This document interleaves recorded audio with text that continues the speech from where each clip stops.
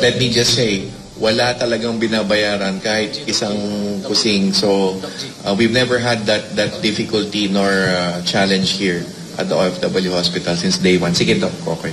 Ang ginagamit po natin is yung sa PhilHealth and yung doon po sa DOH sa MyFib. Doon po yung pinanggagalingan po ng ating mga funds. Kung gusto nyo pumunta ho kayo ng billing and cashier, wala hong pera doon. There's no money circulating in this hospital. So wala hong binabayaran ang pasyente po dito. I just like to answer the funding and bakit ba no balance billing, and we don't want it not recognized because we want to honor our counterparts from OWA who also support our patients as far as the fundings are concerned. So thank you po sa OWA. So sa ngayon, meron po tayong mga iba't ibang mga espesyalista katulad po ng cardiologist, mga espesyalista sa puso, sa bato, ang ating mga nephrologists. Kapag nangangailangan po ng operasyon sa bato, meron din po tayong mga siruhano, ang ating urologists. Meron din po tayo para sa mga na-stroke natin, meron na rin po tayong available na neurologist ngayon. At iba-iba pong mga siruhano katulad ng orthopedic surgeon, meron na rin po tayo sa ENT, yung mga nangangailangan po ng operasyon sa tenga, sa ilong, at ophthalmologist sa mata rin po. Ang bukod sa ospital, ang direktiba ng Pangulo kina SecTed sa DOH is magtayo ng mga wings or wards sa mga government hospitals.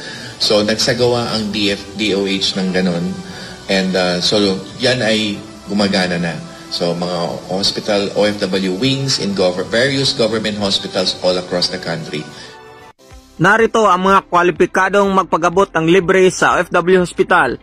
Ang aktibong OFW, asawa ng OFW, legal na asawa, kinikilalang live-in partner na mayroong barangay certificate, anak ng OFW na edad 17 years old pababa o may kapansanan kahit lampas 18 years old, magulang ng OFW, kapatid, edad 17 pababa ng walang asawang OFW, solo parent o legal guardian ng anak ng OFW, mga kailangang dokumentong dalhin, passport o government issued ng OFW, katibayan ng relasyon, birth certificate, marriage certificate, sinumar, school ID, solo parent ID. Narito ang mga listahan ng serbisyo ng OFW Hospital. Para po sa karagdagang kaalaman, maaari pong bisitahin po ninyo ang website ng OFW Hospital, www.ofwhospital.info. Maraming salamat po. Paki-share naman ang video nating ito para po sa kaalaman ng ating kabayaning OFW. God bless!